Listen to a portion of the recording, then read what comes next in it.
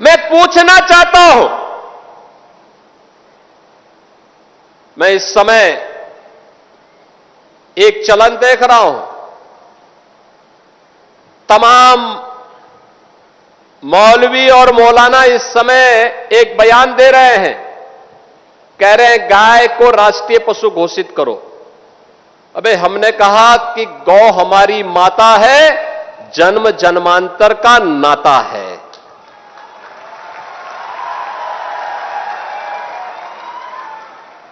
क्या मां और पुत्र के बीच में कुछ घोषित करने की आवश्यकता पड़ती है क्या? क्या किसी पुत्र को बताने की आवश्यकता पड़ती है कि तुम्हारी मां है, इसका सम्मान करो? ये हमारे संस्कार हैं। हमने अपनी मां के बारे में जो सम्मान का भाव रखते हैं वह भी, और हमने गाय को माता माना है, तो गाय तो हमारे लिए माता है, वह पशु नहीं। पशु तुम्हारी बुद्धि है जो तुम हमारी गौ माता को पशु बोलते हो। तुम्हारी सोच पशुवत है जो तुम गौ माता को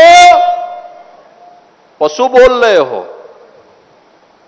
और तुम्हारा ये दोगलापन है कि जो एक और गौकसी को प्रश्रय देते हो।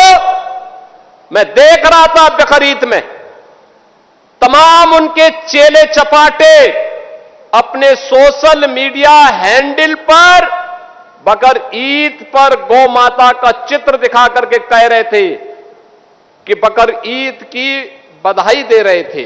लेकिन मैं उनको बोलना चाहता हूं, यूपी में गौ हत्या का मतलब जान रहे हो ना क्या होगा? और जान रहे हो तो अगर जान रहे हो तो फिर अपने चेले चपाटों को समझा लो, नहीं तो कई कई पीढ़ियां याद करेंगी गौ माता के साथ किसी भी प्रकार की कोई हिमाकत की। तो मैं पूछना चाहता हूं,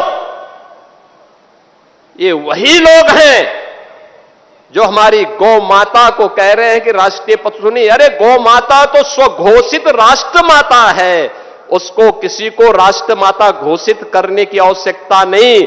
वैसे ही जैसे हमारी माता के बारे में किसी को परिचय देने की आवश्यकता नहीं पड़ती, जैसे गंगा माता के बारे में किसी को परिचय देने की आवश्यकता नहीं।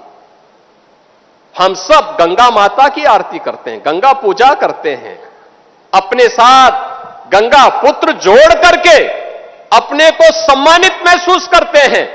हमारे तीर्थ मां गंगा के तट पर हैं, हमारे सारे संस्कार मां गंगा के तट पर संपन्न होते हैं। क्या कोई हमें बताएगा कि गंगा हमारी माता है? ये स्वतः स्फूर्त घोषित है, किसी आक्रांता को बताने की आवश्यकता नहीं। ये हमारे संस्कार हैं।